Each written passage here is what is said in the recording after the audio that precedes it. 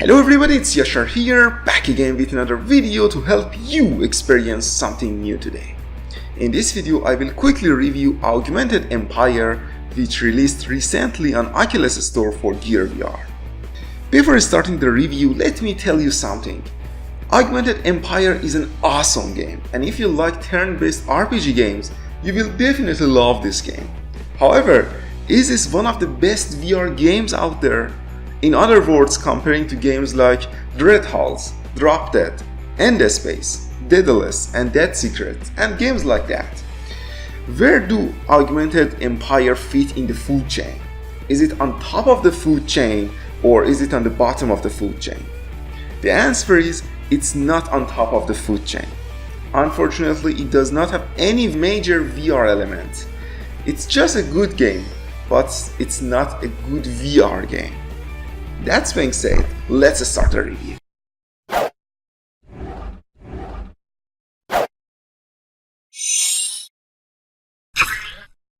Augmented Empire is a turn-based tactical action game with a lot of RPG elements. It is somehow look like a real-time XCOM. The game is beautiful, the colors are vibrant, it has high resolution textures, and animations in the game are well done. There are different characters, different playable characters, and you can actually choose them to join your team and build a squad for yourself. Each character has special abilities, and you can actually improve these abilities during the game as you gain more experience.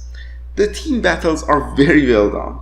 It's a little bit challenging to beat all of the enemies if you don't use a special ability of your team members. There are 6 different playable characters in the game.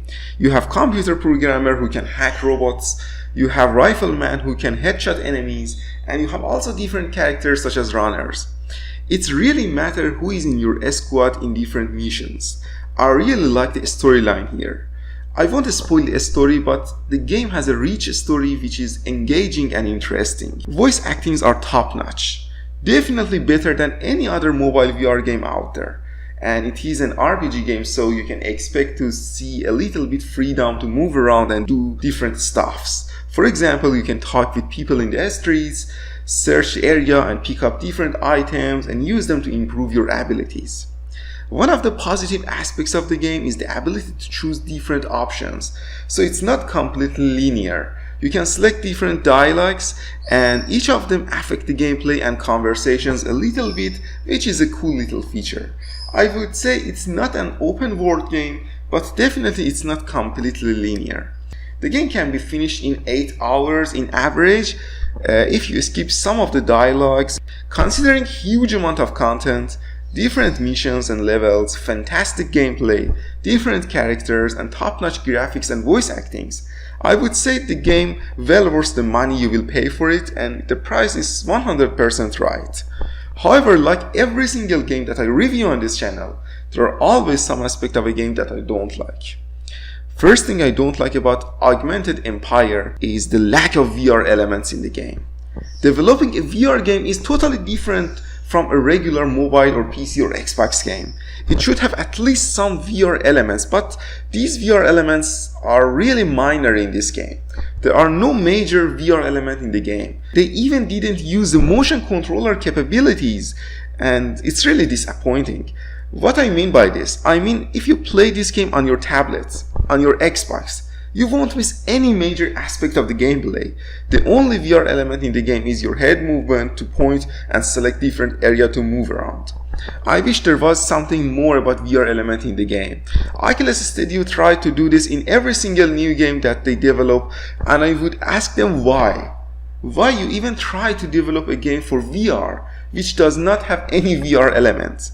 This is a complete waste of time, money, and resources in my opinion. Next, a stationary camera approach. Again, I wish we could change the camera angles during the missions and especially battles. Sometimes we can't see some part of the level clearly, and sometimes I just want to rotate the view. I don't like this constant camera approach of Oculus Studios at all. Last thing I don't like about Augmented Empire is lack of cinematic cutscenes. In some parts of a story, we definitely need some kind of cutscenes or at least a change in camera direction from top view to the first person or third person view.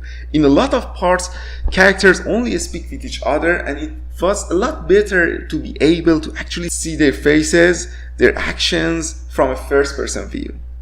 My final verdict for Augmented Empire is an 8 out of 10. It's an awesome game. To me, it's a 10 out of 10 mobile game, especially if you like turn-based RPG games. However, it's not a legendary VR game at all. Playing the game using the headset is completely pointless. If Oculus Studios decide to add more VR element to the game, in the future I will happily increase the score to at least 9.